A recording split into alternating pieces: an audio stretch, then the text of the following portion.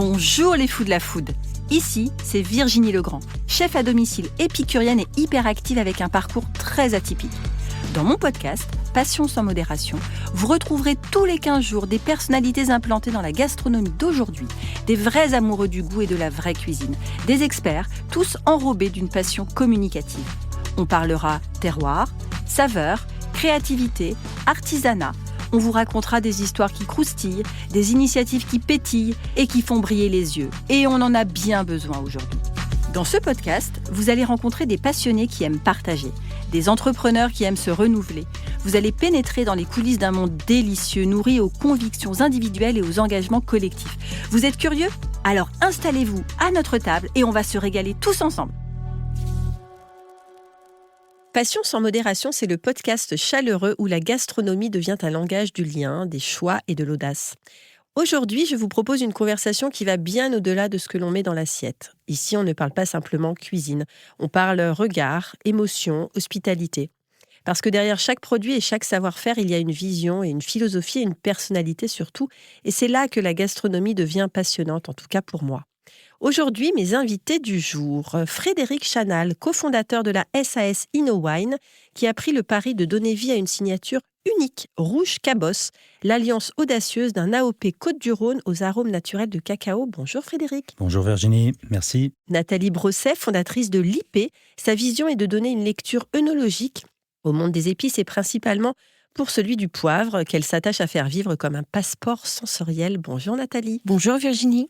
Laurie Galoula, directrice de l'établissement The Hoxton Paris et créatrice du newsletter The Guest List, où elle parle de leadership et de coulisses dans le monde de l'hôtellerie haut de gamme. Bonjour Laurie. Bonjour Virginie. Et enfin Marie-Sophie L, référence de la raw food. Elle montre comment se nourrir sainement sans renoncer à la gourmandise. Sa force, c'est la cuisine végétale, la cuisine crue, une voie revitalisante et transformatrice pour pacifier la relation à la nourriture. Bonjour chère Marie-Sophie. Salut Virginie. Alors je te garde.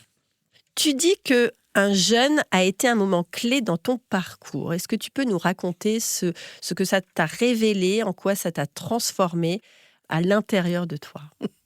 D'abord, ça a été un vieux. Mais sinon, un jeune, en fait, un jeune. Un jeûne, avec l'accent circonflexe. Eh ouais, parce que, oui, c'est vrai, j'ai fait un jeûne après avoir vécu une agression, une agression, quoi, voilà. Et en fait, je me suis arrêtée de manger et c'était une anorexie fulgurante, en fait, mais j'ai cru que j'allais arrêter de manger puis j'allais me nourrir de lumière, en fait. J'étais pas du tout prête émotionnellement, intellectuellement, spirituellement, peut-être, éventuellement, mais émotionnellement pas. J'étais noyée de chagrin, je voulais juste mourir. D'accord. Donc j'ai arrêté de manger, j'ai failli mourir, mais l'épiphanie de ça, c'est qu'au sortir de ce jeûne, je n'ai voulu manger que végétal et cru, et que j'ai pas répondu.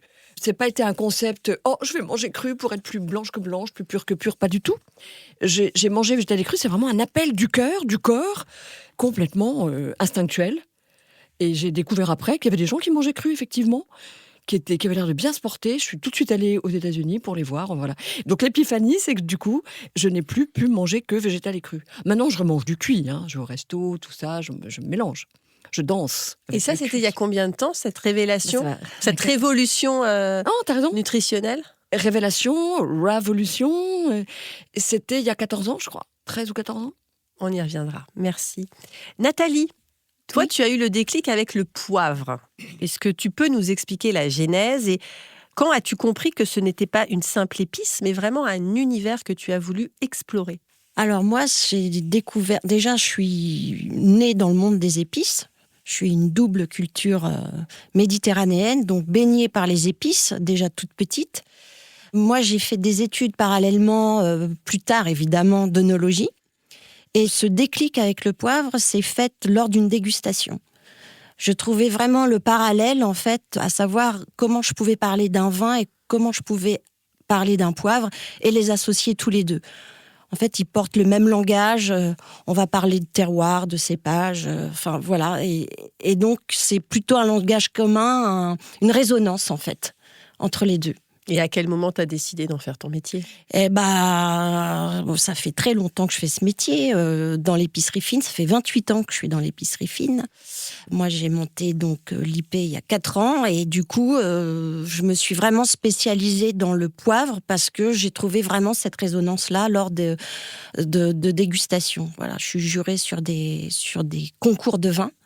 Donc, c'est vraiment une perpétuelle découverte, en fait. Alors, tu as amené des échantillons, Oui. c'est l'occasion déjà de goûter, pas de tester, de sentir, de ressentir, Allons-y. de s'imprégner. Allons-y. Alors, par quoi tu veux commencer ? Alors. On va en faire 2 déjà, puis à chaque tour de table... Alors, on va commencer, j'allais dire par les plus... Qu'est-ce que c'est choupi ? Par les... C'est trop mignon. Alors moi, j'ai eu la chance de goûter tes poivres, et puis on a déjà fait ensemble un accord mets et poivres, et c'est vrai que c'est incroyable. Je vous en parlerai après, mais peut-être on peut commencer par... Allez, on va commencer par le Madagascar noir. Donc, qui commence par V, c'est quoi le Votsi PF? Ah non, ça c'est le Madagascar. Non, ça c'est le cultivé de Madagascar. Ah, l'autre, c'est le sauvage. L'autre c'est le sauvage. Le petit périphérie, c'est Ouais. celui-là. Alors, celui-là, donc Marie-Sophie. Non, c'est Allez, on y va, tout le monde respire. Tu peux sentir le bouchon aussi de liège.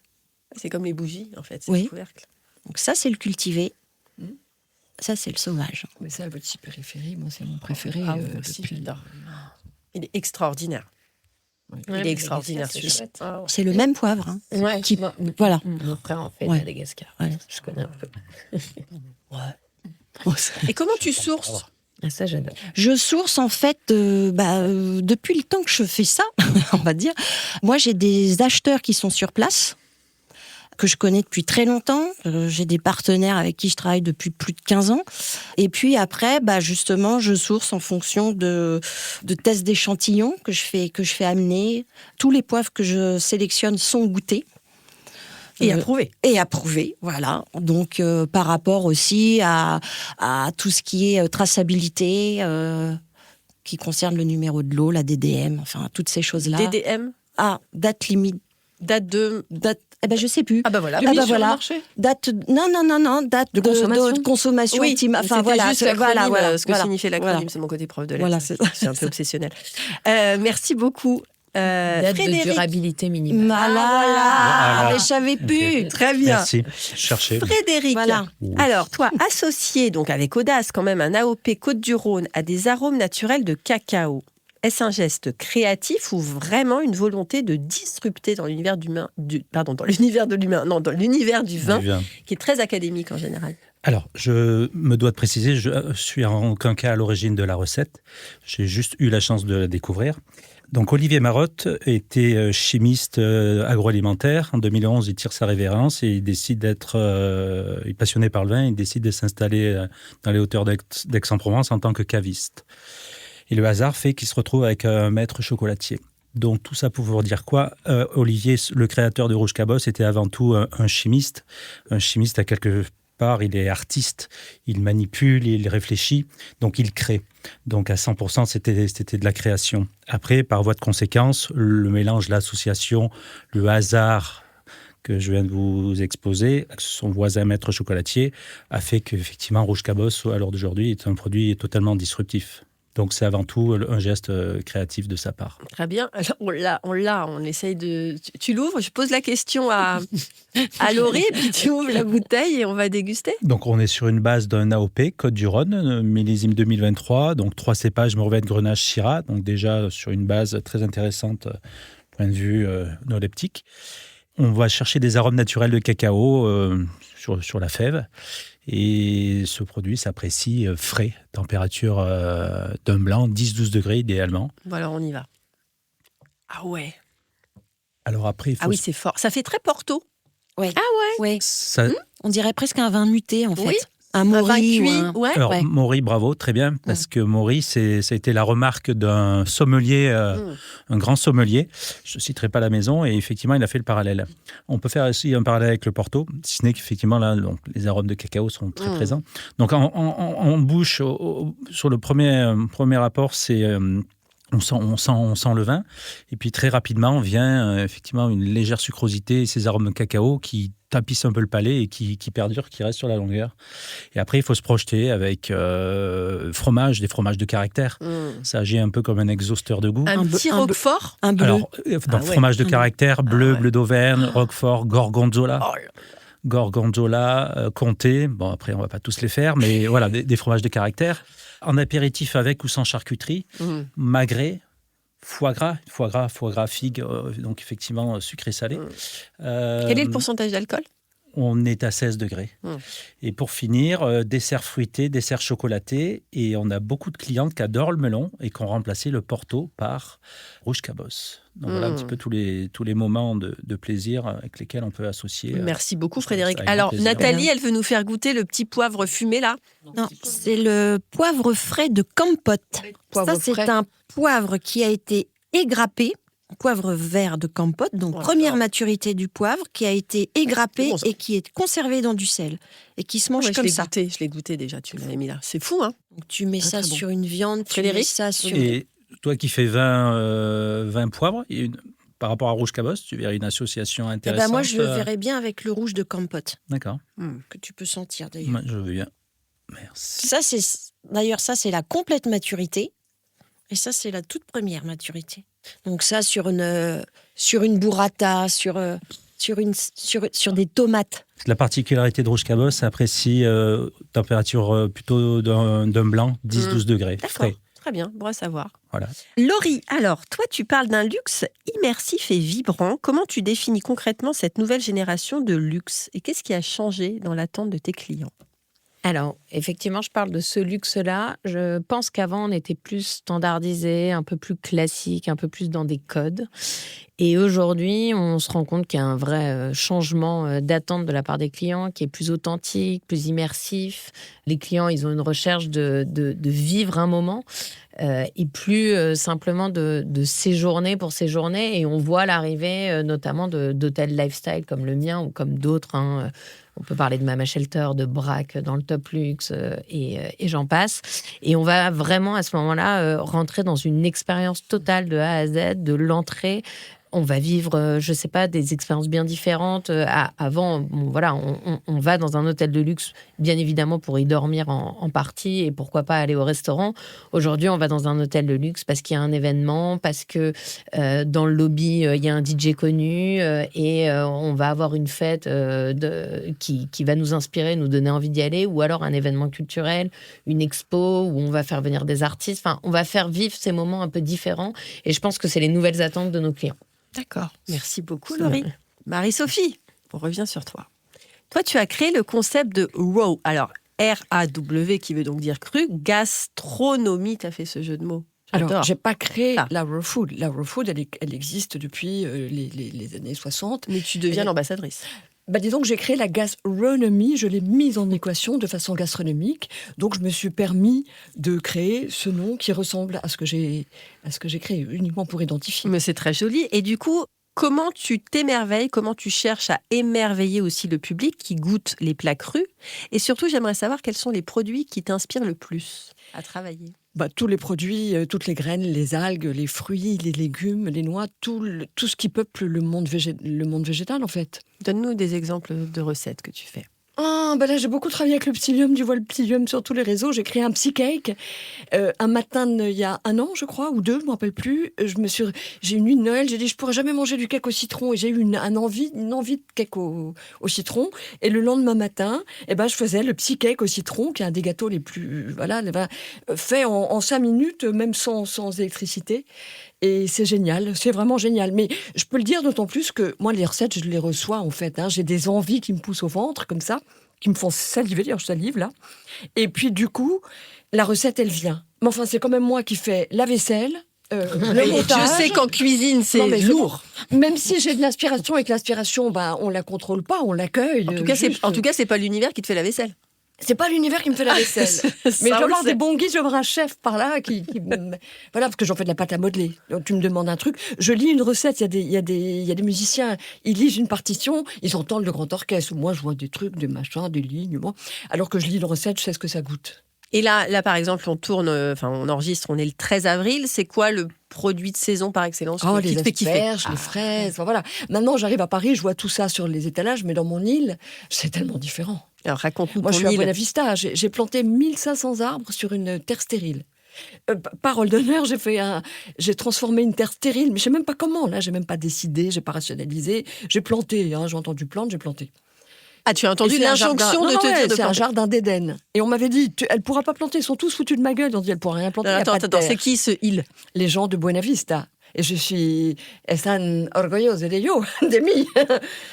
Ils sont contents maintenant parce que j'ai fait revenir les oiseaux, j'ai fait des bassins, je fais des ruisseaux, j'ai fait revenir les oiseaux. Et je suis dingue des oiseaux. Et tu les manges pas.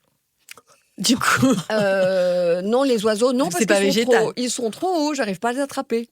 Ah, la réponse est tordue, je sais, mais je suis une humaine avec des ombres. S'il m'arrive de manger du poulet, oui, tu disais que tu mangeais quand même un petit peu de viande. oui, ça m'arrive, oui. D'accord. Pas du poulet cru, on est d'accord, parce que ça, c'est pas bon du tout. On va pas débattre là-dessus. Oui, d'accord. Je m'en fous, quand je mange du poulet, je mange du poulet. Oui. D'accord. Donc, asperges, fraises. Oui, en ce moment, je vois ça ici à Paris, oui, il y a plein de... Et donc, à Buena Vista, qu'est-ce qui se Il y a mange? tout le temps, pratiquement. Moi, c'est plutôt les mangues, les guanabana, les avocats, les canistelles, les loukouma. Voilà, je peux te dire des noms d'oiseaux, mais qui sont des noms de fruits, qui ont des noms d'oiseaux. C'est trop joli. Merci, tu nous embarques ce matin. On est ailleurs. Merci Marie-Sophie. Laurie, je reviens à toi. Alors, toi, tu as lancé The Guest List, un club confidentiel des leaders hôteliers. Quelle est l'idée fondatrice derrière cette newsletter?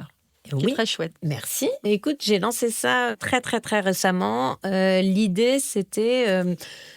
j'ai pas mal avancé dans ma carrière. J'ai fait des choix rapides, audacieux. Je me suis mis en danger régulièrement. Et ça a quand même payé en donnant des cours à Ferrandi, à l'ESG, des interventions un peu à droite et à gauche. Je me suis rendu compte qu'il y avait une certaine génération qui en avait besoin et qui était intéressée par tout ça. Et donc, je me suis dit, pourquoi pas écrire les coulisses d'une directrice d'hôtel. Alors aujourd'hui, lifestyle. Hier, je dirigeais un 5 étoiles. Donc, j'ai plusieurs cordes à mon arc et je vais autant parler de carrière, de leadership et aussi cette façon dont on a de créer la nouvelle désirabilité Ouais. des hôtels comme les hôtels lifestyle aujourd'hui où on crée des marques et c'est par ces marques qu'on arrive à faire venir une certaine clientèle. Avant, on avait moins ces codes de marque. Les marques qu'on connaissait, c'était plutôt du Novotel, du Ibis et du Sofitel très standardisés. Et aujourd'hui, on crée des univers de marques avant tout, avant de créer des hôtels. Et donc, j'ai cette envie d'en parler, j'ai cette envie de communiquer dessus. Et ce qui est sympa dans ma newsletter, c'est qu'elle a un ton. Je me suis amusée à dire que j'écris avec un crocodile. Ouais, Pourquoi ? Parce que j'adore. mon fils de 2 ans me dit tout le temps « Maman, gogodile ». Donc, je sais pas, un jour, ça a flashé. Je me suis dit « Il faut que je parle avec un crocodile, ça va être génial ». Donc, j'en ai fait une image et j'en ai fait un ton. Et donc, elle est vraiment construite dans ce sens. On va avoir un mot de ce croco. Ensuite, on va avoir une scène de vie hôtelière ou de carrière ou autre que j'ai vécue ou qu'on m'a raconté à différentes reprises. Ensuite, je vais en expliquer les backstage, expliquer qu'est-ce qui se passe, qu'est-ce qui se trame dans la tête d'un dirigeant à ce moment-là quand on vit ces scènes. Et je vais donner des tips à tester pour que les gens se disent bah ok, moi aussi je suis capable de faire ça. Ensuite, je vais souvent donner des références de livres parce que j'adore lire pour asseoir un peu ces scénettes. Et enfin, quand je peux et que j'y arrive, je crée des frameworks parce que je trouve qu'on manque de structure quand on crée, on en oublie de se dire qu'il y a une structure et sans cette structure, on n'arrive pas à faire les choses et c'est pas que du hasard. Bravo. Et je vous invite à vous abonner à cette newsletter merci. parce qu'elle est très, très chouette. Nathalie, alors toi, tu aimes créer, donc tu le disais tout à l'heure, une analogie entre poivre et vin. Tu parlais de terroir, de géologie, de récolte. Comment ça fonctionne déjà un poivre ? Alors, déjà, je voudrais préciser que la concordance que je peux amener entre les poivres et les vins se fait uniquement sur les vrais poivres. Le poivre, c'est une liane, tout comme la vigne, qu'on appelle aussi une liane. C'est une liane tropicale, grimpante, qu'on trouve principalement en Asie. Voilà. Au Laos, au Vietnam, c'est là qu'on retrouve vraiment ces Piper nigrum. À la différence des Xanthoxylum, ces faux poivres, j'aime pas dire le mot faux poivre, mais poivre cousin, qui poussent vraiment dans des arbustes, ce qu'on appelle plutôt des baies, qui auront ces notes d'agrumes. là, on peut pas faire le parallèle avec le vin, puisque on est vraiment dans ces notes un peu citronnées, un peu citronnelles, même pamplemousse pour le timut. Voilà. Donc là, c'est assez difficile de faire cette corrélation avec le vin. Et généralement, donc je parlais de ces accords poivre et vin avec les Piper nigrum, où on a retrouvé en fait une molécule dans le raisin, ces notes qu'on trouve un peu aussi boisées, qui s'appelle la rotundone. En fait, c'est une molécule, c'est complètement scientifique. Bon, alors, je suis pas experte, je suis pas ingénieure. Tu gères quand même plus que nous, hein, là pour ça. Mais voilà, mais ces notes qu'on retrouve comme ça de notes boisées ont été retrouvées dans des molécules de raisin, en fait. Voilà. Donc, il y a vraiment ce parallèle entre un pipérologue, on va dire, et un sommelier, en fait. Voilà. Pipérologue spécialiste des poivres. Voilà. Et puis après, il y a tout cet aspect du sol, du climat, voilà, on va retrouver des notes assez ferreuses, assez puissantes sur un poivre de Penja, par exemple, qui est récolté sur des terres volcaniques, qu'on pourrait comparer, par exemple, à un vin très sec, très minéral, qui a été en fait cultivé sur des terres de schiste, ou alors un poivre un peu plus rond, comme les poivres rouges, les poivres de Campote, où là les saveurs sont plus douces, plus rondes, qu'on pourrait comparer, je sais pas, à un Bourgogne ou voilà, quelque chose de plus rond. Voilà. Mais ça me vient au moment où je déguste le poivre et au moment où je déguste le vin, en fait. Voilà. Merci. Mais alors, du coup, Mais oui, tu fais des accords avec des mets qui requièrent ce poivre, qui engagent ce poivre, avec des vins. Alors, en fait, si tu Le veux... triptyque, tu veux dire? Ouais. En fait, si tu veux, par exemple, on prend une viande rouge, une viande maturée, voilà. Là, on va l'allier. Enfin, je vais l'allier sur un vin rouge assez puissant, assez tannique, un vin du Rhône, par exemple. Que là, je pourrais associer, par exemple, un poivre boisé ou un poivre rouge, qui aura toujours ces notes un peu confiturées, compotées, des notes de fruits rouges qu'on trouve dans le vin. Des notes un peu pruneaux, cassis, fruits mûrs, qu'on peut aussi trouver dans un poivre rouge, par exemple. Ok, donc la viande, le poivre et le vin. Voilà. Là, tu as un trio parfait. Ou poisson, ou peu importe. Tu vois, ça peut être un dessert. En tout cas, ça peut une être... expérience finalement multisensorielle. Voilà, c'est ça. Voilà. Merci. Le poivre n'est pas un ajout, en fait. Il va accompagner le plat et le vin. Et c'est ça ta philosophie que tu cherches à transmettre. Alors, on parle de vin forcément. Frédéric, je reviens à toi. Comment vous avez trouvé le point d'équilibre entre justement la structure d'un vin rouge de caractère et la subtilité du cacao sans que l'un ne domine l'autre, ne prenne le pas sur l'autre? Alors, ça, c'était le travail donc d'Olivier, comme je vous le disais précédemment, il était chimiste, avec le concours malgré tout de son voisin. En fait, c'est des tests, des essais et des dégustations. Donc, il a été fait par ces deux personnes, maître caviste et maître chocolatier. Mais en fait, Olivier est vraiment à l'origine de la recette, qui reste malheureusement assez secrète. Je pourrais difficilement en dire plus, mais pour répondre à la question, c'est 5 mois et demi de travail, d'essai. On fait, on recommence, on teste, on goûte, jusqu'à arriver à un moment où les deux protagonistes se sont dit « Ok, on a trouvé effectivement l'équilibre parfait ». Et comment ça a été accueilli par le monde du vin, par les acteurs du vin? Alors, il faut savoir qu'Olivier, lui, faisait produire 400 bouteilles par un vigneron du côté d'Aix-en-Provence et vendait exclusivement Rouge Cabosse dans sa cave. Donc, il n'avait pas d'ambition, de temps non plus pour commercialiser à grande échelle. Et ça a été plutôt très bien accueilli localement, puisque déjà, on est tous un petit peu chauvins ou autres, et c'était une belle création. On sait que depuis quelques années, on cherche des accords entre le vin et du chocolat, base de tablette. Et là, pour le coup, l'association vin-cacao est faite donc, dans une bouteille. Ça a été plutôt bien aperçu, puisque la recette s'avère très équilibrée. Moi, avant de partir dans l'aventure, je ne viens pas du tout du monde du vin. J'ai découvert ce Rouge Cabosse un été. En fait, une amie avait acheté justement cette bouteille dans la cave d'Olivier. Cette amie nous a invités au week-end du 15 août 2024. Et à 23h, après une bonne côte de bœuf, je ne sais plus s'il y avait du poivre, mais j'aime pas le poivre, je suis désolé. Elle pose. Tu n'aimes pas les poivres que tu as déjà goûtés. Ben voilà, c'est ça. c'est On est ça. d'accord. Voilà, on est d'accord. exactement. Ta vie change aujourd'hui. En fait.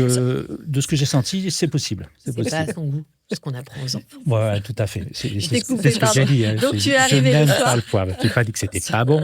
Je n'aime pas le poivre. Donc, 23h, notre ami pose plateau de fromage après une bonne côte de bœuf et pose la bouteille rouge cabosse. Je n'ai pas mes lunettes, elle sert tout le monde et je porte le verre à ma bouche comme n'importe quel autre verre de vin. Et là, c'était une révélation.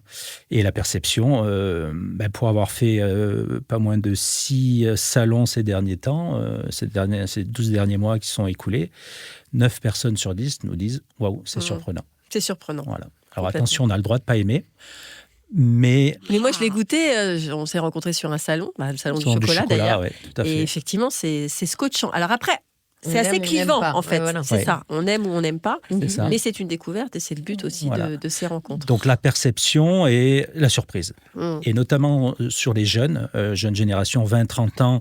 Mais qui c'est n'ont- nous ça. qui- 20, Oui, 30 bien ans, évidemment. en fait. Oui, je Exactement. nous mets- Bien sûr, je ne nous mets- pas le point. Je nous mets dedans, bien évidemment. Ils sont assez surpris parce que cette génération ne s'est pas forcément intéressée au vin, parce qu'à l'heure d'aujourd'hui, à leur époque, il y a tellement de boissons possibles et inimaginables. Moi, mes grands-parents, à l'époque, il y avait du vin, quel que soit le jour de la semaine, quel que soit si c'était le midi ou le soir. Donc ça s'est perdu. Et vous demandez à un jeune goûter le vin rouge cabosse, ils sont vraiment surpris. Ils sont surpris et ils adorent. On a tous été maternés dès le plus jeune âge au cacao. On a été un petit peu, les premiers arômes sont le cacao. Et je pense qu'ils sont plus près de nous de cette époque et ça reste. Super. Oui. Marie-Sophie, très chère Marie-Sophie, depuis quelques années, on voit de plus en plus de chefs et même des restaurants étoilés qui se lancent dans le végétal, alors notamment Monsieur Passard. Comment toi tu regardes cette évolution ? Et comment tu collabores aussi Avec une des chefs ? bienveillance qui n'a d'égal que la joie de voir que le végétal prend un peu plus de place dans les assiettes, autrement qu'en garniture ou qu'en accompagnement. Là, un légume peut jouer le premier rôle, prendre toute la place dans l'assiette et être reconnu comme puissant. Mais je ne sais pas si le Hoxton fait du végétal ou du végétal écru. Pas particulièrement.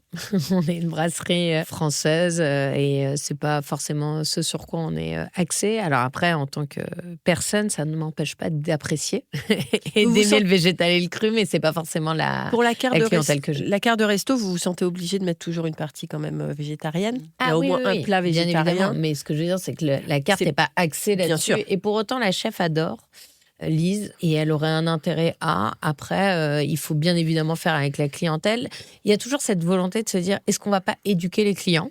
Et quand on est un lieu qui fonctionne, qui a du monde, on peut jouer cette carte. Parce qu'on va peut-être déplaire à certains, mais on va continuer à garder une clientèle. Et donc, on a cette autorisation de jouer cette carte sur certains plats, mais on ne pourra jamais faire la carte entière. C'est hyper important d'avoir notre Il faut côte de pas. bœuf, Non, mais il faut le pas. burger. Faut pas. Mais pour autant, elle travaille beaucoup de plats végétariens, végétales. Alors, cru, on le met pas forcément en avant, mais il y en a.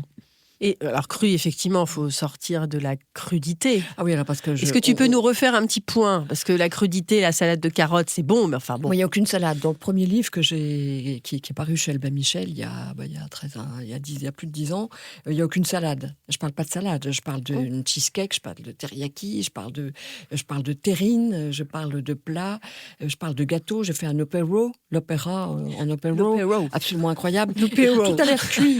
Je fais des crupotés, je fais des crupotes, je fais des compotés. Là, je fais des compotés d'endives. Tu fais des crupotes ? Mais bien sûr. J'ai Alors, même moi, déposé. moi, j'adore l'idée de Crupote, c'est crupote. génial parce que Raconte-nous ça- la crupote. ça te permet d'emmener dans la ronde un peu acidulée, sexy, des fruits, des légumes qui pourraient être rébarbatifs pour les enfants. Et ça les sublime quand tu fais brocoli, ananas, coriandre. Du coup, brocoli aussi. Non, Ah, non, pas du tout. Pardon, je suis pas. Non, ce sont des brocolis. Parce que trop de jeux de mots, tu de jeux de mots. C'est Je vrai, vais tu as dire, raison. Je te rappelle, Tu as j'avais raison. fait ça pour, comment elle s'appelle, Victoria Azarenka, qui est une joueuse de tennis pour laquelle j'avais conçu les plats, toute sa nourriture pour Wimbledon, enfin pour une saison à Wimbledon et puis à Roland-Garros. Puis après, j'ai arrêté, je ne pouvais pas la suivre. Enfin voilà, j'ai une expérience géniale. Mais j'avais créé pour elle un smoothie, alors brocodélice, on pourrait le dire, mais incroyable. Tu mélanges de l'ananas, du brocoli, du gingembre et de la coriandre et ça te fait un goût de fraise des bois. C'est-à-dire que tout rebondit pour les... Et des bataques.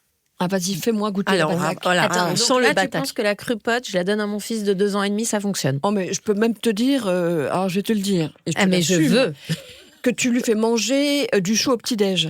Ok, je Pari prends. tenu. Ouais, Parce que pari je- tenu. Alors, quel chou? Oh, bah, tu peux. Des chouquels, ce sont ceux qui ont le Ah plus voilà, de. parce que le chou-fleur, c'est brutal au petit-déj. Pas du tout, pas du tout. Ça dépend comment tu le fais. Non, mais je suis Si tu le- d'accord. Non, ça dépend comment tu le prépares. Hmm. Si tu le mixes, si tu le fais en couscous, moi j'ai donné chez Ferrandi, J'adore. j'ai convaincu, parce que moi, ma grand-mère faisait le couscous, ma mère est née à Médéa, ma grand-mère faisait le couscous à Agelé. Enfin, les deux pères de mes 4 enfants sont d'origine algérienne. J'ai rencontré un paquet d'orientaux, et le couscous, c'est cru. C'est génial. Enfin, c'est Et tu sais génial. que moi, je fais un taboulé de chou-fleur. Et j'adore le chou-fleur écrasé. Ah oui, ça, on c'est fait. très, Ouais. très bon, ça. Mais la crupote au brocoli pour mon fils, je veux voir. Bah voilà. Alors, Et au chou kale. Alors, donc là, Alors- tu nous fais sentir alors, quoi? les baies de bataque, Les baies de bataque. hein, qui fait partie des poivres cousins. Ah, donc les faux poivres. Les faux poivres. J'aime pas dire Oui, faux bah oui. poivres, j'aime pas. Les pauvres, ils sont discriminés, quoi. Mais oui, Mm. voilà. Ça, c'est Ah très ouais, bon. non, non, ça, c'est... Ça n'irait pas du tout avec brocoli ananas, mais c'est très très bon. Mais par contre, c'est Mais ça permet, je trouve que ça se révélerait mieux incroyable. avec un lait c'est sympa, d'amande. hein. Ouais. Avec un lait végétal, tu le mets, mais tu le mets en première ligne, lui. Mm. Tu le mets en... Sur des Tu fruits, le mets en soliste. des fruits exotiques rôtis. Une petite mangue. C'est vrai Un petit chutney de mangue, même. Ouais, Ah, c'est pas mal, ça. c'est sympa. Je devrais aimer. Bataque. Mais moi, j'ai beaucoup de false pimiento, comme on dit. J'en ai Ah oui. une trentaine Ah oui. sur mon île, enfin sur... Dis-nous, dans c'est ma quoi? Nous finca. sommes des néophytes. C'est quoi les... False pimiento, on appelle ça des faux piments, ce sont des baies roses. Oui, ouais. Ça fait... Sublime. Bon, Ah, tu on aimes est pas les éloigné baies du roses? poivre. Si. Qui font partie des... Alors attendez, juste par plaisir, je vais vous Bah, faire on y va. le poivre Assam. D'accord. Donc ça, c'est un vrai poivre, mais vous allez me dire ce que vous en pensez. Ok. Très, très rare. Parce que tu dis du coup faux poivre, poivre cousin, et les Ça, c'est vrais un- poivres, Ça, c'est un piper comment tu dis Ça, c'est fumé, c'est intéressant, on dirait un poivre fumé. et presque tourbé, ouais. Il est pousse tourbé. comme Ah ça. oui, tourbé. Alors, Comme le whisky. en plus, physiquement, il ressemble... Ah ouais, non, mais c'est une pépite. C'est une pépite. Très, très bon. Là, on est entre le vrai poivre et le faux poivre. Enfin, c'est... Et ça, tu peux, avec un thé, moi j'ai des rebondissements avec un thé. Exactement. Avec les poires. Ouais, ça fait penser au lapsong. un Oui, peu. non, mais l'absent qui est fumé artificiellement. Oui. Donc ça, on s'en occupe pas. Mais non, les poires. Les thés, les poires. Là encore, Oui, oui. néophyte. C'est une nouvelle façon de dire la poire. Non. Non. Puère. P-U-E-R-H. Enfin, je sais pas où C'est là. c'est- Non, puère, ouais. ce sont des thés qui ont été fermentés très longtemps. C'est des thés qui atteignent des prix considérables, autant que des grands vins sur les marchés Oui. chinois. Sont des thés incroyables, qui sont un peu psychotropes. Il faudrait en parler avec Karine Baudry, qui est d'ailleurs à Bien l'AFPA, sûr, hein. bah, bien sûr. Et La c'est elle qui m'a présidente du éduquée. jury. Oui, mais c'est elle qui m'a éduquée. Et en fait, ce sont des thés qui sont un peu psychotropes, mais qui ont un peu des goûts de cave, fermentés. Enfin, c'est incroyable, des thés incroyables. Et il y a quelque chose un peu tourbé Oui. qui relance avec ce poivre-là. Et ce poivre-là, Assam, que vous avez senti, je l'ai goûté avec un whisky tourbé. Alors, quand tu dis tu l'as goûté avec un whisky, Oui. c'est-à-dire il avait quelle place? Il était concassé, mélangé? Non, Comment ça se passe? en À fait- côté. En fait, si tu veux, quand j'ai goûté ce poivre-là, ça m'a fait tout de suite penser à ce côté tourbé. Donc, je l'ai effectivement goûté avec un whisky. Mais j'ai vraiment dégusté comme T'as ça à croqué part. le grain? Ouais. Ah Ouais, j'ai croqué et senti, ouais. Les cousins très éloignés, là, quand même. hein. Non, c'est pas mal. Ouais. C'est pas mal, hein. Très chouette. Merci beaucoup, mesdames. Laurie. Alors. Oui, Laurie, pardon, j'ai eu un doute. sais plus. J'ai entendu Laurie qui chantait, pardon. Toute mon adolescence. Bah, surtout que toi, c'est AU en plus. C'est surtout qu'elle s'appelle Laure. C'est son vrai. nom de scène. C'est vrai, c'est son nom de scène.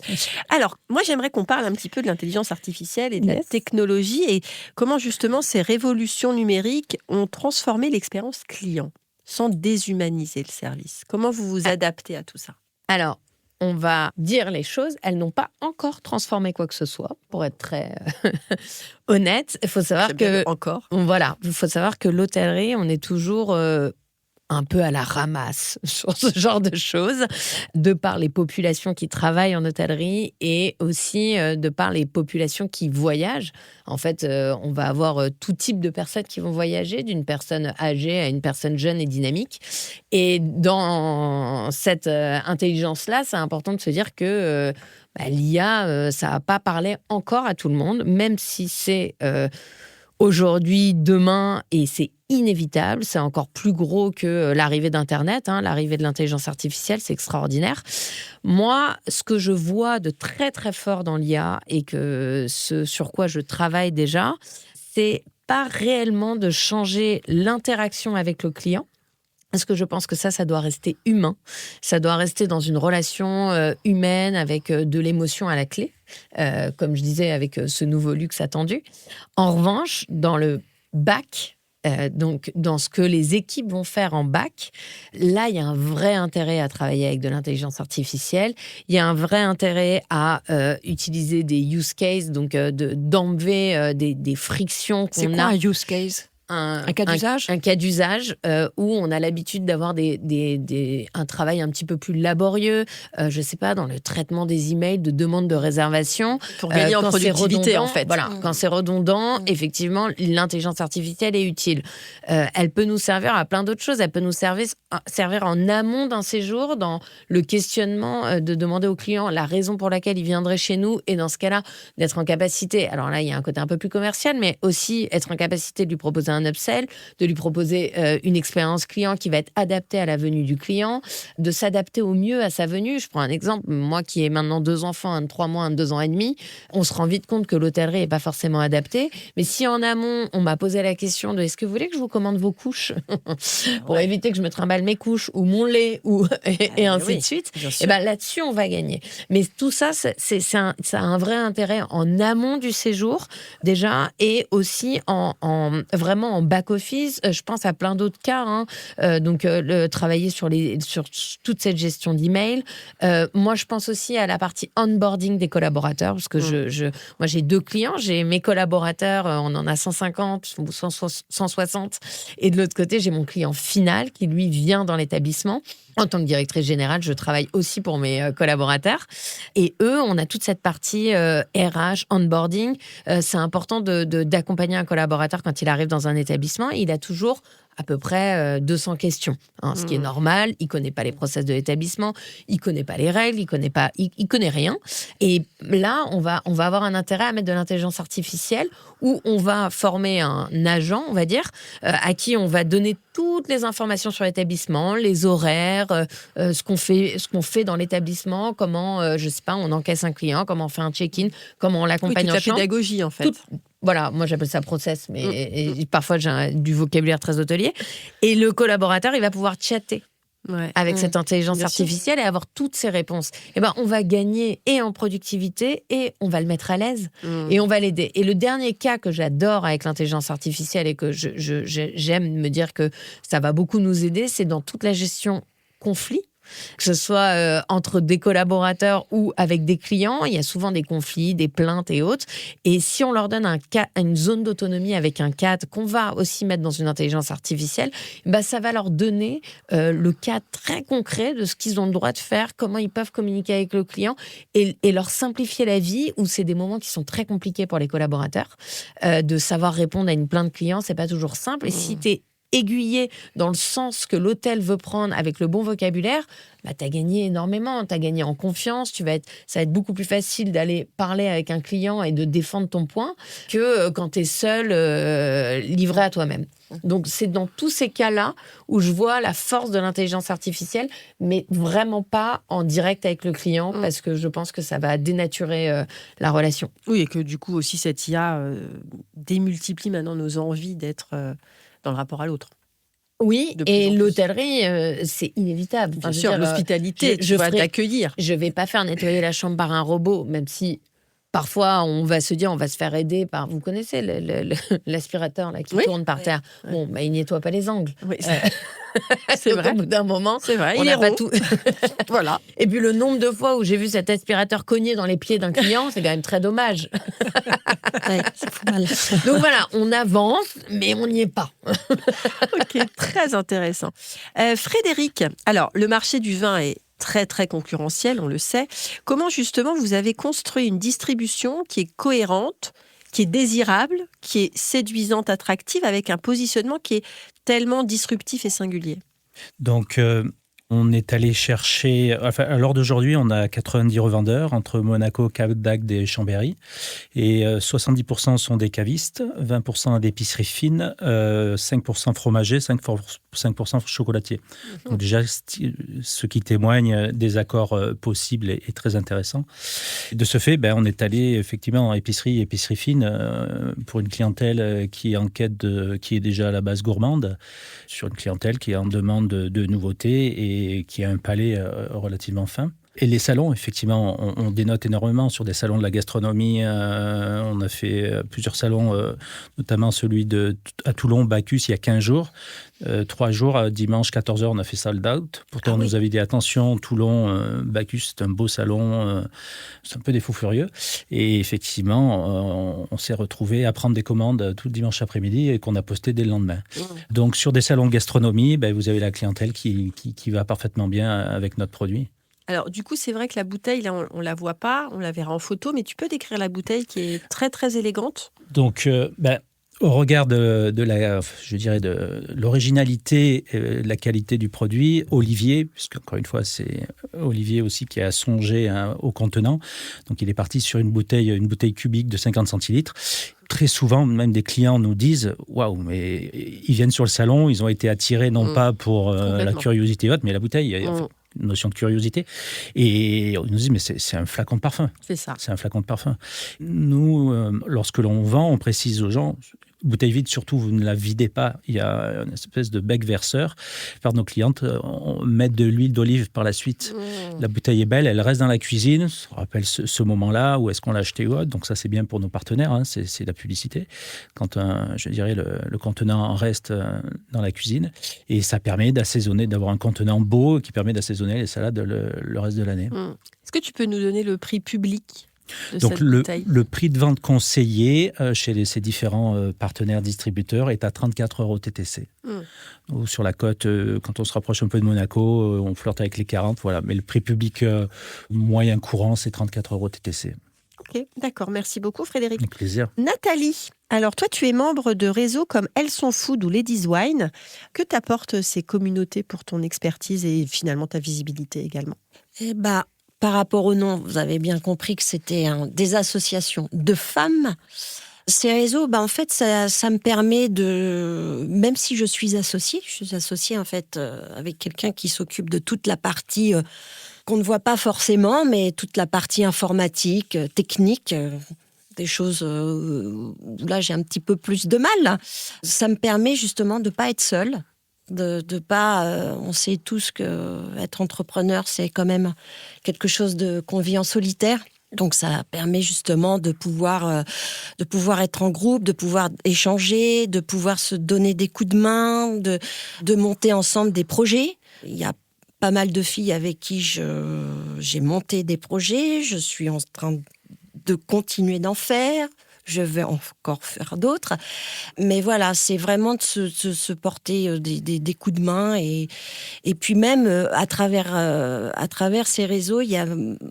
Notamment chez Elles sont Food, il y a aussi des femmes qui ne sont pas forcément axées produits en l'état même, mais je peux rencontrer des personnes qui sont dans le service, qui sont dans la communication, qui sont dans ces domaines-là, et m'apporter justement des choses que j'aurais pas forcément vues et pour lesquelles justement on pourrait travailler ensemble.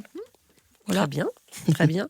Marie-Sophie, alors je pense que c'est la moindre des choses de dire que tu portes ton projet vraiment avec beaucoup de cœur et beaucoup d'âme. Si quelqu'un n'avait... D'expertise aussi. D'expertise, oui, mais il y a aussi l'émotionnel. Mais on sent que tu gères quand même. Oui. Alors justement, si quelqu'un n'avait jamais goûté de cuisine crudivore, quel serait le plat ? Alors, on ne peut pas dire cuisine crudivore. Alors là, puisque ça désigne la personne qui ne se nourrit que de nourriture crue. Donc, crudivore, c'est la personne donc ta cuisine qui crue. la consomme. La cuisine crue. On dit cuisine végétale et crue, ouais. Ok.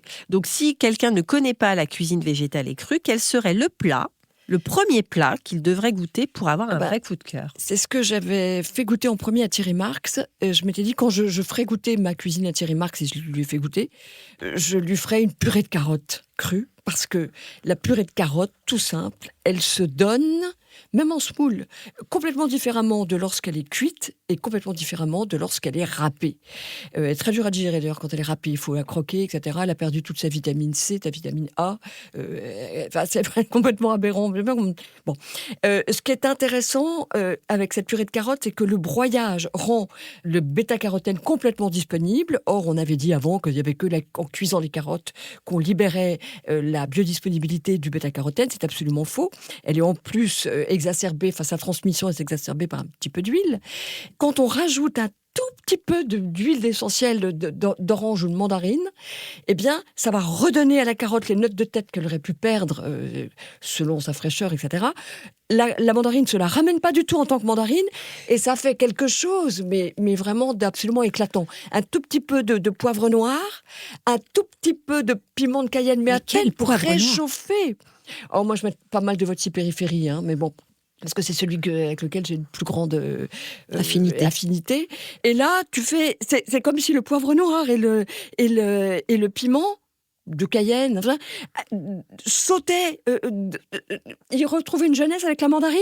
Mais alors, moi, j'ai une question, parce que la purée, en général, c'est parce qu'on fait cuire la carotte dans l'eau ou dans la crème ou dans mais là, le lait. je te les mixe. Mais là, je te les mixe en 3 minutes. Il n'y a pas de concurrence. Il n'y a pas besoin de brûler les carottes. Donc, t'épluches ta carotte. Ou pas, si elle est bio. Tu la frottes, D'accord. Tu la mets dans un blender, tu mixes, tu mets ou du jus d'orange ou la mandarine ou du toton même de mandarine. Effectivement, il faut un liquide. Bah oui, bien sûr. Oui, bien sûr. Et puis tu mixes ça en 5 minutes. C'est sans concurrent. Tu es sûr d'avoir la vitamine A, la vitamine C. Tu as tout qui est absolument inviolé. L'intégrité des enzymes est préservée. Ah, pas du tout, c'est une purée. C'est une purée. C'est une purée. Il faut un liant, un liquide, un liant, et puis... Ouais. Voilà, puis un tout petit peu d'huile, si tu veux, pour participer à l'émulsion, l'huile et l'eau. Tu peux rajouter un petit peu de noix de cajou si tu as envie de faire un petit peu comme le lait, le beurre, la crème. Tout ça, ça t'apporte l'assurance d'avoir des micronutriments, des antioxydants, des enzymes, des vitamines, tout ce qu'il te faut, tout ce dont le corps a besoin et tout ce qu'il réclame en permanence. Et ça évite de craquer pour de la junk food. Que je qualifierais pas, je dis pas que ce qui est, voilà. Donc c'est vraiment très intéressant. Et quand j'ai fait goûter ça à Thierry Marx, la première chose qu'il m'a dit, c'est beau, c'est intelligent et ça procure de l'émotion. Et il a dit, c'est l'alimentation de demain. Et à chaque fois que je le vois, je dis, tu n'as pas idée à quel point je te récupère. Dès que je peux caser ta phrase, les compliments que tu m'as fait, il a validé. J'en profite et il m'a dit, mais vas-y, j'adore ce que tu fais, vas-y, fais-le. Mais je peux dire que je le répète. La cuisson, effectivement, est dramatique. D'ailleurs, Virginie, tu avais accueilli, je crois, en novembre dernier, un chocolatier du côté de Bordeaux et il ne torréfiait pas ses fèves de cacao. Et il expliquait que la torréfaction, même à 70 degrés, ça brûle. Frédéric Marx ? Non, c'était avec... Vincent, peut-être. Bon, oui, je ne sais plus, j'en ai reçu. J'ai plus, ouais. Et très, très intéressant. Effectivement, le fait de conserver les éléments crus, on a tous les bénéfices au niveau les fèves, elles sont même un petit peu fermentées. Mais le problème de la torréfaction, alors, ça donne un peu de chien quand même. Les amandes, etc., tout ce qui est torréfié, ça leur donne un peu de gueule. Le café. Les amandes, le café, etc. Oui. Mais il est tout à fait possible, et moi je fais des pralinés, je fais des chocolats avec, j'ai retrouvé quelque chose pour court-circuiter le tempérage. C'était Sébastien d'ailleurs qui a une chocolaterie qui s'appelle Ro. C'est Frédéric Marx. C'est ça. Non, il s'appelle. C'est récupéré par Sébastien, mais R-A-A-E-R-R-R-A-W. Au départ, c'est Frédéric Marx. Super. J'ai été au salon du chocolat, presque à poil, avec une feuille de vigne et un serpent que de fèves de cacao danser. T'as défilé ? Oui, j'ai défilé, bien sûr. J'avais dit, moi, je veux bien. Je l'avais déjà fait avec une robe de Corinne Copson, robe en chocolat un peu extravagante, marrante à l'époque. Je peux me la péter grave, voilà. Maintenant, quand même. Mais et là, j'avais fait un serpent parce que c'était de la tentation. Et la fève de cacao, enfin voilà, et j'avais le serpent. Donc tu disais que tu fais du chocolat, donc tu fais des pralinés, donc crus. Des pralinés crus, oui. J'ai vraiment court-circuité complètement le temps du tempérage en faisant, là, je l'ai beaucoup vendu, des collections de pralines et chocolats pour Pâques. Mais même après Pâques, c'est bon. Et c'est absolument génial. Et puis les pralinés aussi, des vrais pralinés avec des noisettes, des amandes, des graines oléagineuses qui n'ont pas été perverties par la cuisson. C'est top, parce que tu as tous les avantages et tu n'as pas les inconvénients. Donc moi, j'ai ma fille qui allaite, elle allaite son petit bébé, elle a dit, mais Elle s'en est empiffrée. Je suis allée chez elle pour lui montrer comment faire. Elle n'arrête pas d'en faire. Elle a besoin de sucre, elle a besoin de choses qui réconfortent. Et le corps a besoin de ça. Il réclame ses droits de réconfort, d'énergie et de soulagement. Mais avec ça, tu remplis. Tu lui donnes ce qu'il revendique et auquel il a droit légitimement. Merci. D'accord. Merci. Alors, tu parles de réconfort. Donc, la première partie est terminée. Je passe à la deuxième. Alors, pour ceux qui ne le savent pas, moi, j'ai été prof de lettres quand même pendant 12 ans. Donc, il y a un passage que j'aimerais vous lire. Je ne ferai pas de dictée, ne vous inquiétez pas, mais je voudrais après qu'on en discute. Mais quand d'un passé ancien rien ne subsiste, après la mort des êtres, après la destruction des choses, seule, plus frêle mais plus vivace, plus immatérielle, plus persistante, plus fidèle, l'odeur et la saveur restent encore longtemps, comme des âmes, à se rappeler, à attendre, à espérer, sur la ruine de tout le reste, à porter sans fléchir, sur leurs gouttelettes presque impalpables, l'édifice immense du souvenir. Monsieur Proust, évidemment. Quelle est votre Madeleine de Proust ? Moi, j'adore la madeleine. Je l'ai faite en crue, en version végétale et crue. Et quand il dit, comment il dit, la phrase exacte, c'est délicatement sensuel sur son plissé dodu, sous son plissage dodu. Oui. Ben, je l'ai faite en crue, j'adore. Moi, j'adore la madeleine. Et ton souvenir alors de Madeleine ? Enfin, en tout cas, pas forcément la Madeleine, mais ta Madeleine de Proust, ton souvenir le plus émouvant qui te ramène à ton enfance ? J'en ai pas vraiment parce que j'ai eu une éducation où j'ai pas vraiment super apprécié ce qu'on m'a servi à table. C'est pour ça que j'ai voulu... D'accord. C'est les vins que je goûtais avec mon père. D'accord. Depuis 12 ans, depuis que j'ai 12 ans, je goûtais avec mon père des vins parce que j'avais reconnu des vins à table. Oui. Et du coup, j'avais le droit d'aller avec lui dans des dégustations. Ça, j'adorais. D'accord. Très bien, très joli. Nathalie ? Moi, c'est plutôt des odeurs de cannelle, de rose. Ça, c'est suite à mes racines méditerranéennes. Voilà. Je me rappelle que quand j'allais petite, quand j'allais chez mes petits copains, les petites copines, on avait toujours ce chocolat ou ce pain, ce beurre avec le carré de chocolat, voilà. Et moi, non, c'était plutôt du sirop de rose, c'était plutôt des pistaches, c'était plutôt des pignons de pain, voilà. Voilà. Ok. Frédéric ? Ouais, pour ma part, c'est des souvenirs de vacances chez mes grands-parents côté maternel, Drôme provençal, pas si loin, de chez nous, de chez moi. C'est la crique. La crique, c'est quoi ? Alors, crique, vous connaissez pas donc la crique ? Moi, je connais que la crique avec de l'eau, en fait. La bière. Ah, ok, La d'accord. bière. Ah non, du tout. Non, d'accord, ok. Ah oui. Non. Donc la crique, c'est une pomme de terre râpée, mais râpée à la main avec des râpes un peu anciennes. Et vous faites frire ça avec du persil et de l'ail. C'est relativement très simple, mais alors, on s'en est mangé avec le cousin des kilos et des kilos. Et la grand-mère, elle s'affairait pendant des heures, et elle apportait le plat. Je faisais des concours, on était à 20, 22 par tête, quoi. Et les criques, je faisais comme ça. Et grillé, donc c'est frit, c'est bon, c'est grillé. Désolé pour la parenthèse, mais... Et persil et ail, et puis les pommes de terre du jardin aussi. Et Bien sûr. mais j'ai essayé de Les râtes ?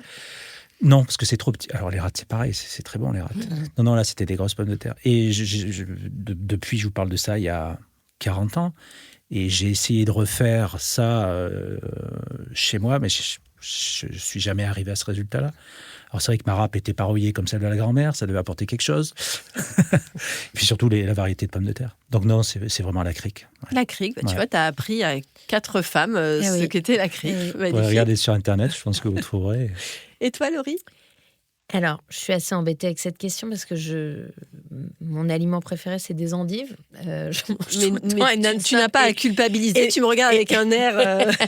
tout va bien. Non, et quand je pars en vacances, je reviens et je me dis, j'ai envie de manger mon endive. Donc, c'est très Tu l'aimes chiant, crue mais ou crue Ah. et cuite. Et salade j'aime de l'endive. chicon. Voilà, j'aime Magnifique. l'endive. Mais j'aime beaucoup le sucre. Alors, si je réfléchis un peu, je pense que c'est le clafoutis de ma mère. Clafoutis cerise, classique ? Simple, efficace. Mm. Voilà, un bon petit clafoutis fait maison. Ça fonctionne et ça me réconforte. Mais je sais pas, avec l'endive, lequel des deux. Un clafoutis à l'endive ? Ah ouais. On tente. Boring. Et toi? Ah, moi, ma Madeleine de Proust, c'est les bugnes de Mamie Janine. Ok. Voilà, parce que moi, je suis alsacienne, et donc c'était les beignets de carnaval en Alsace.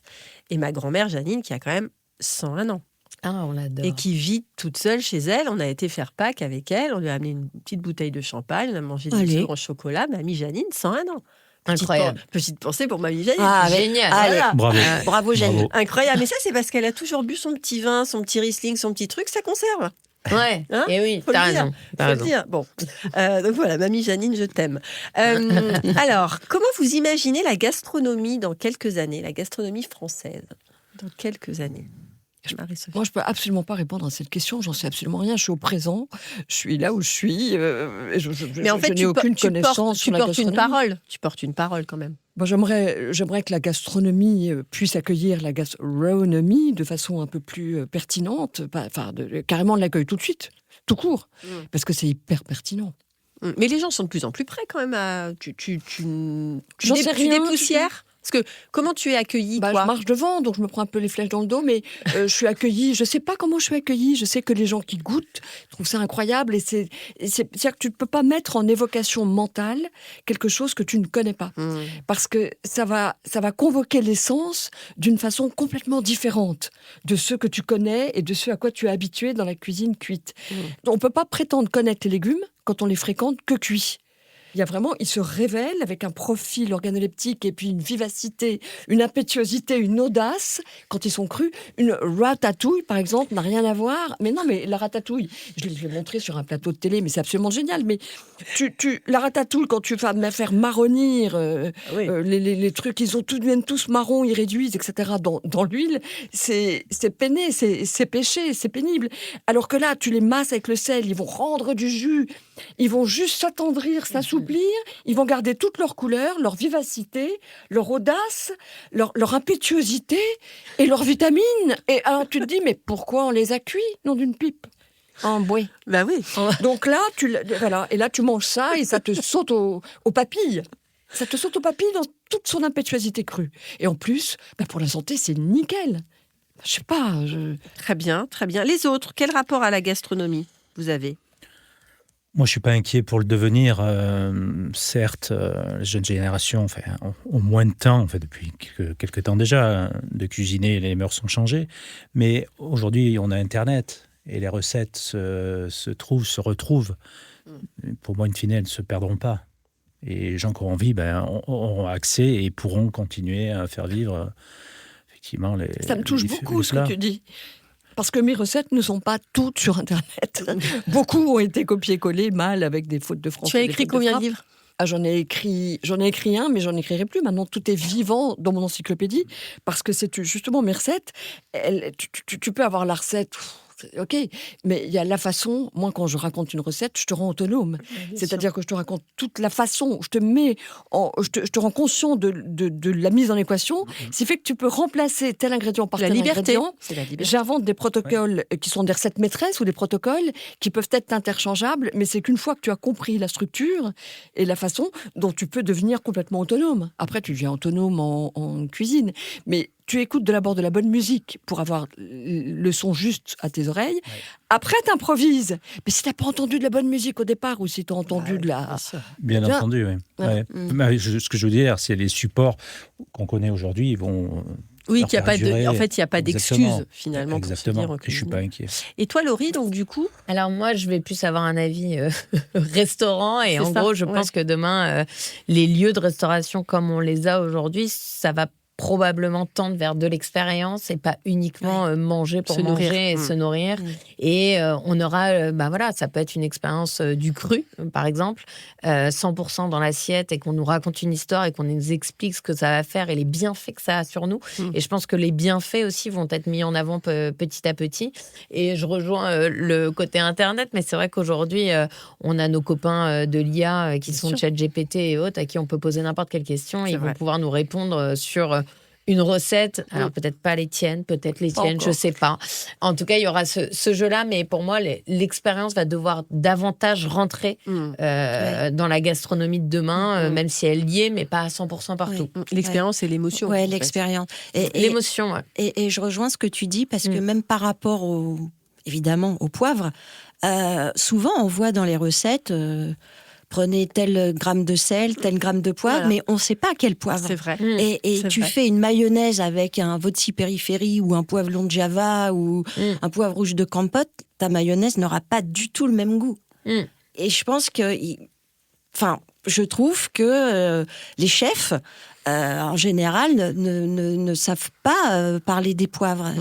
Enfin, pour en rencontrer plusieurs et pour discuter justement de ces notions-là, il n'y a pas C'est ça. vrai. Il y a pas ça. coule pas. Ah, C'est mais- pour ça que notre rencontre, elle a du sens. Et ouais, bien Et sûr. c'est comme on dit souvent que celui qui sait faire les sauces à merveille, c'est celui qui a tout gagné. Exactement. Et donc, c'est justement Maître ce saucier. travail un petit peu plus fin, Oui, bien sûr. qui n'est pas juste Ouais. la cuisson ou autre, Ouais. des viandes et des poissons, mais d'aller chercher quelque chose de Ouais. plus fin et qui va apporter ce goût qui va faire un Qui éclat en change bouche. tout. Quoi. Ouais.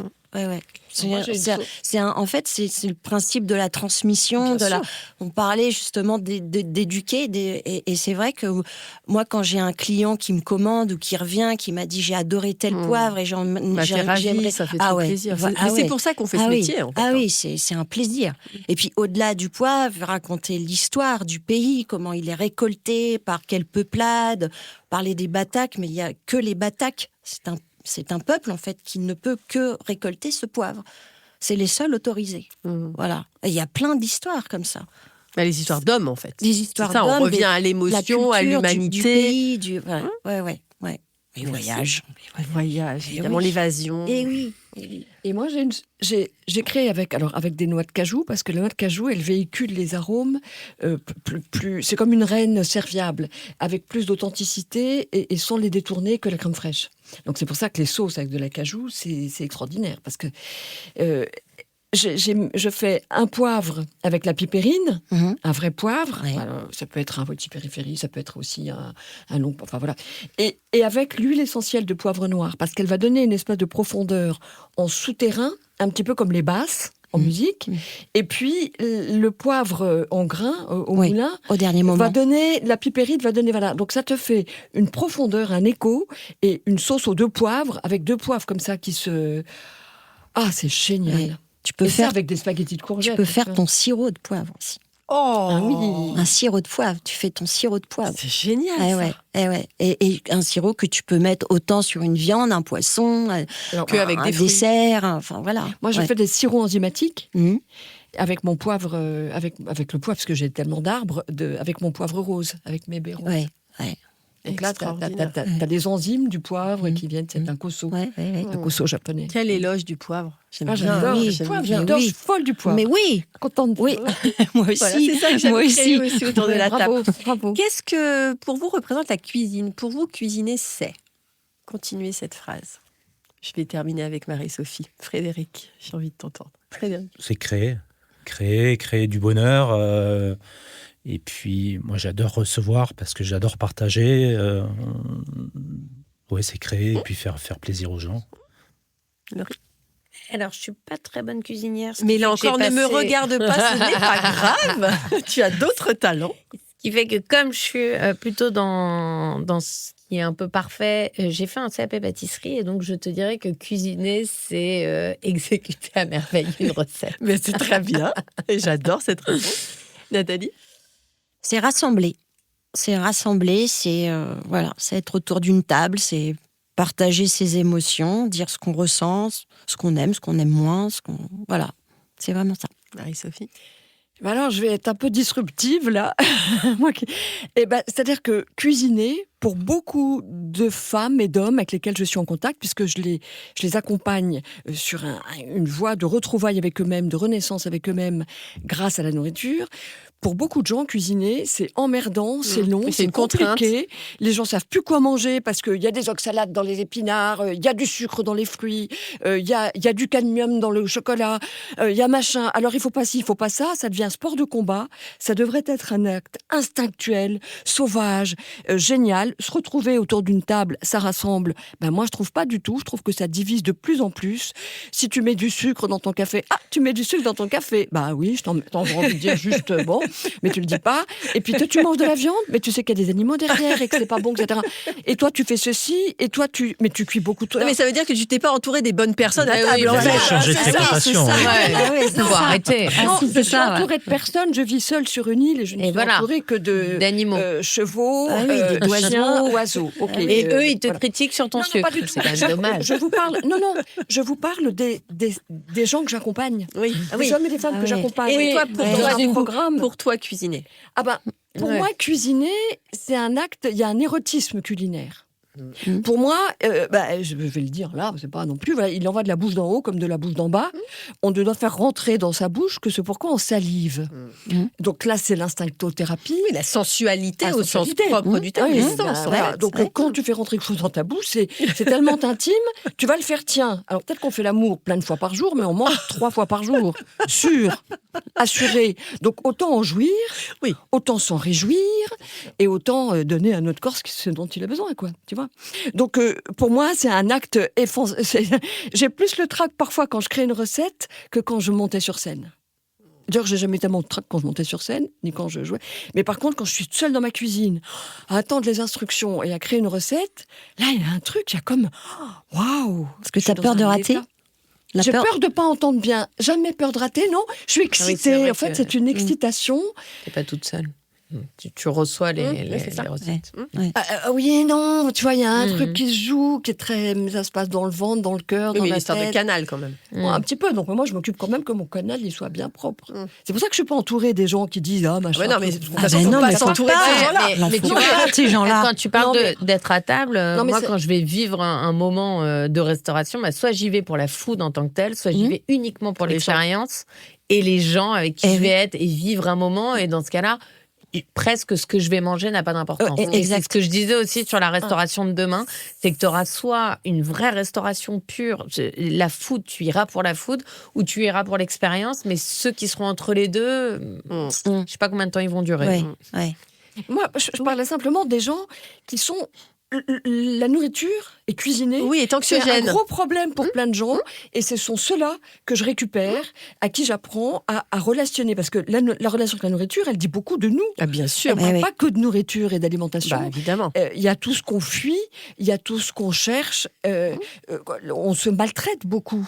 On se punit, on se récompense, on s'auto-sabote, on se gave, on C'est règle très énormément de choses psychologique, avec la bien nourriture. sûr. C'est pour ça que mes accompagnements, ils sont maintenant assez thérapeutiques, basés sur la relation qu'on entretient avec la nourriture et la possibilité de faire rapidement, en 5 minutes, des choses végétales et crues pour couper la charge mentale et se dire, bon, j'ai ma ration d'oligo-éléments, de nutriments, de machin, de tout ce dont j'ai besoin.